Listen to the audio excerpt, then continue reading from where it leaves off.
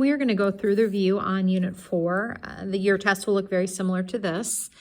If you need more help, you can go to the back of the chapter. There's a review there, as well as on Savvas Realize, you have an end of a chapter review that you can do on the computer and work yourself through.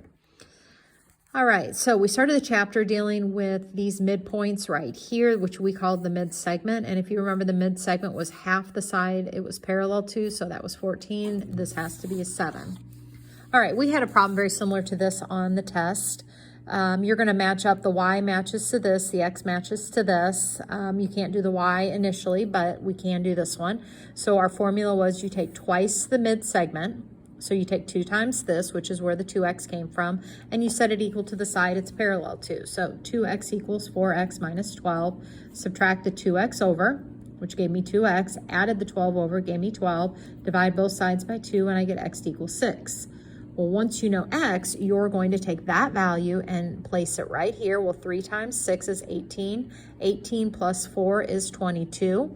So this whole length is 22, which means y is half of that. So y is 11. All right, when you come down to the next grouping, you're going to have a little triangle like this where B, C, and E are all midpoints. So you have several mid-segments in here.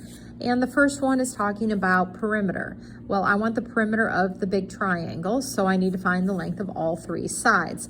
So the first thing they're giving you is the distance from D to F is 18. So this whole distance right here from D to F is going to be 18. All right, the next thing they're going to give us is that B to C is 5.5. Well, B to C is one of the mid-segments. So if this is 5.5, that means this whole length is twice that. Well, 5.5 times 2 gives me 11. And the next piece of information they give me is D to B is 3.2. Well, if D to B is 3.2, that means B to A is 3.2. So that makes this whole distance 6.4. And all it's asking for is the perimeter of the big triangle. So I add the 3 lengths together, which is how I got the final answer of 35.4. All right, going to the next one, it's giving me the length of B to E and D to F.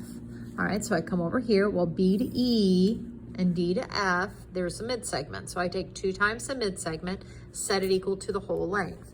So I come over here, I'm going to take 2 times the mid-segment, so 2 times this quantity, which gives me 2x plus 24, and you set it equal to the side it's parallel to, right here.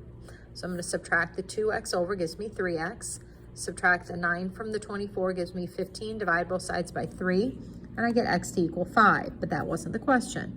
The question says find D to F, so D to F is the distance from D to F, so I'll take that 5, place it right here. 5 times 5 is 25, 25 plus 9 is 34.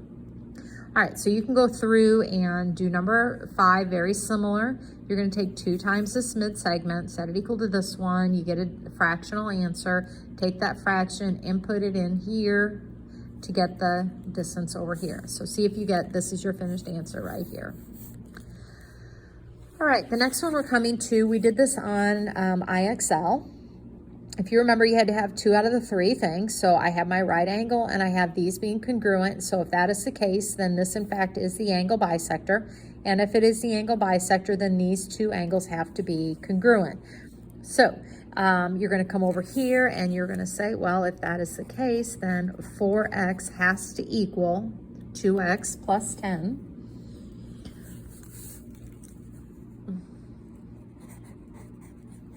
All right, you're going to subtract the 2x over, which gives me 2x equals 10, which means x is equal to 5. But again, that is not the question. The question is they want to know the measure of KHL. So I come over here. KHL is this side. So if my x was 5, you take 4 times 5. So the measure of KHL is going to be 20 degrees. And then it also wants to know the measure of FHL. All right, FHL, and it better also be 20 because it was an angle bisector. And if I put 5 in here, I get 2 times 5 is 10, and 10 plus 10 is 20, which means that your x had to have been right in the first spot. And I'll give you more room in the test. All right, here I don't have a drawing for this, but it tells you that if Q is on the perpendicular bisector of WV, okay, so here's our WV, there's our segment. and you have a perpendicular bisector that comes like this. Remember we talked about this with Concord and Arnsville and stuff like that. Well, we know that any point along the perpendicular bisector, so in this case we're talking about Q, is equidistant, is what goes in this blank, equidistant. So let's spell that out. We had a few issues on the test. Okay, equidistant from both V and W, so equidistant from V and W, or you can say the distance from Q to W and Q to V are equal. So WQ and VQ are equal in length. All right, here we're going to get into just which segment is what by looking at this picture. All right, so you have several segments coming through here. Well, the first one, it wants you to name a perpendicular bisector. So perpendicular means that it has to form a right angle, and bisector means it's cutting something in half. So I see a right angle here, but I don't see it's cutting anything in half. Here I see another right angle, and I see the equal marks here, so it is cutting that one in half. All right, so the segment then, 2 points along that line are D and E. So the perpendicular bisector is segment DE. All right, let's go to the next thing. We want an altitude, and remember an altitude goes from the vertex to the opposite side at a 90-degree angle. So coming from the vertex to the opposite side at a 90-degree angle, that makes BF a altitude. All right, and a median, it goes from the vertex to the midpoint of the opposite side, so that's got to be BG. All right, down here, this was what we talked about the other day. This should be fresh in your memory. It says, can you make a triangle? Remember, if we add the two smaller ones together, it has to be greater than the third. So if I add 1 plus 3, is that greater than 5? No, it is not. If I take the two smaller ones here and I add these together, are they going to be greater than 19? Yes. Here, if I add 6 plus 6, is that greater than 12? No, it's equal to it. And if I add this plus this, is that greater than 5? Just a little bit, so that's all that matters. Here it asks you to find the range. If you remember, the range are where you add and subtract them. Okay, so subtracting this is going to give me 8. Adding them together is going to give me 18. So the third side has to be somewhere in between 8 and 18. Again, subtract is 7. Adding them is 11. So x has to be greater than 7, but less than 11. All right, same thing here. You're going to subtract these, which is 11.9. And you're going to add them, which is 20.3. Okay, and then again, the same thing here. Try it on your own. Okay, 56. Okay, so x has to be somewhere in between there and there. All right, pretty easy. Okay, coming over here, these are the inequalities where like you have to have like your side angle side inequality or your side inequality, things like that is what you're looking at. So I'm giving you the two sides and I want you to relate. All right, so if I look here, you have your two sides that are congruent. I'm comparing these angles. Well, 33 is greater than 32, which means that AC has to be larger than CB. So that is what you are going to write. AC has to be greater than CB. All right, coming over here, you have this reflexive side. So that's what we're looking at. So by side, we're trying to compare those angles. And what I'm noticing is that the 41 is greater than the 40, which means this angle, which is the T right here, the STR right here. So the measure of angle STR has to be greater than this one, which is the TRU, has to be greater than the measure of TRU, because 41 is greater than 40. All right, coming over here, again, we have our reflexive. So you have to have two sides are the same. These are a linear pair, which makes this angle right here 100. So if I'm comparing these sides, I know 100 is greater than 80, which makes PQ has to be greater than RQ. All right, same idea here, write an inequality relating the given angle or segment measure. So same idea. All right, so we're going to add these together. You get 110, which makes this angle right here 70, which makes this angle right here 110, which I guess that doesn't matter. We can just stop right there. So we have our, here's our congruent side. So what we're really doing is comparing these angles. Since 110 is bigger, that makes BK greater than AB, that side right there. All right, and here's our side inequality again. We have the two congruent sides, so here is our third side, and I see 61 is bigger, so the angle across from 61 is angle T, so the measure of angle T has to be greater than the measure of angle R because 61 is greater than that 60. All right, this one, it's not hard. It does take a little bit of thinking, more so than the rest that we've come to so far. It says which side is the longest and give the possible lengths of the whole lengths of B to C.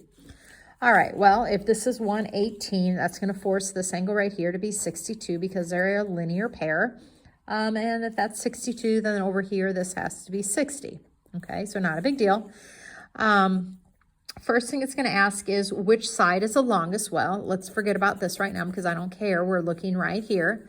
And I look at my angles. Well, 62 is the biggest angle, therefore BC has to be the longest side. Nothing tricky about that. All right, then it asks you which angle is the smallest. Well, if I'm looking here, well, obviously that would be angle B.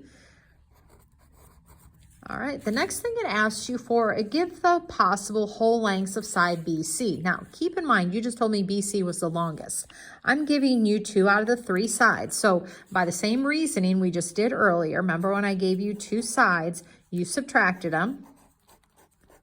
Okay, and then you added them, and you know the third side has to be somewhere in between 2 and 16.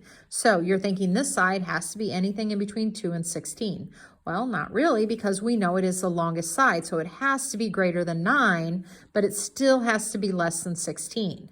So the numbers from 2 to 9 aren't valid, so in this case, it has to be greater than 9, but less than 16. And all I want you to do is give all the possible whole lengths, okay? We're not going to write it as an inequality. If you did it as an inequality, you can have all the decimals in between. I don't want decimals, I want whole lengths. So what numbers are greater than 9 but less than 16? So 10, 11, 12, 13, 14, and 15. So if I were to give whole length measurements to this, those are my only choices to use. All right, so coming down here, this is what we did several days on the maths pad, trying to graph, doing things. Remember that worksheet we filled out together? You can get that out if you need to.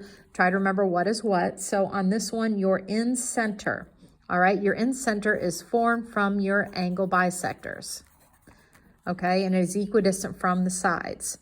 All right, so I know that there are angle bisectors at each angle. So if this is 20, this has to be 20. This was a 90-degree angle, so that has to be 45 and 45.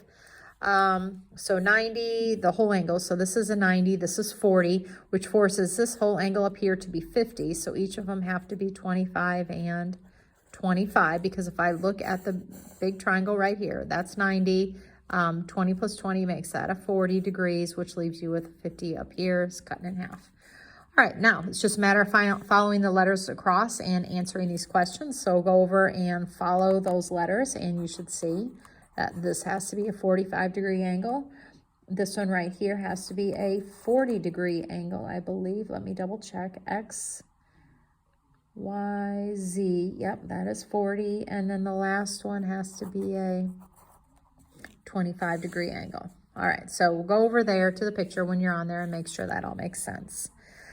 All right, here we're talking about your centroid. Now, your centroid is made from the medians. Remember, it goes from the vertex to the midpoint of the opposite side. And on the centroid, if you remember, it gets cut into the 1/3, 2/3 deal. And the 2/3 is always from the vertex to the centroid, vertex to centroid, vertex to centroid. So your 2/3 are always that. The 1/3 are the other measurements. All right, so I do know for a fact this is a midpoint because that is the centroid, which means that had to have been a median, so these little lengths are all congruent.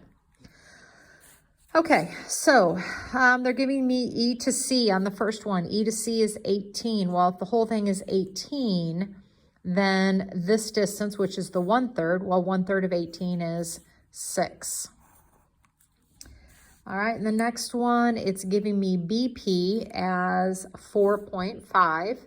Well, that's again the 1/3 spot. So if this is 4.5, that makes, no, I lie. That is not, that's the 2/3 side. Okay, it's going from the vertex, so sorry about that. That is 4.5. All right, so to get this distance over here, you're going to be taking half of that. Well, half of 4.5 is 2.25. And the actual question is asking you from the distance from B to G, which is the whole length. So take 4.5 plus 2.5, and you get 6.75.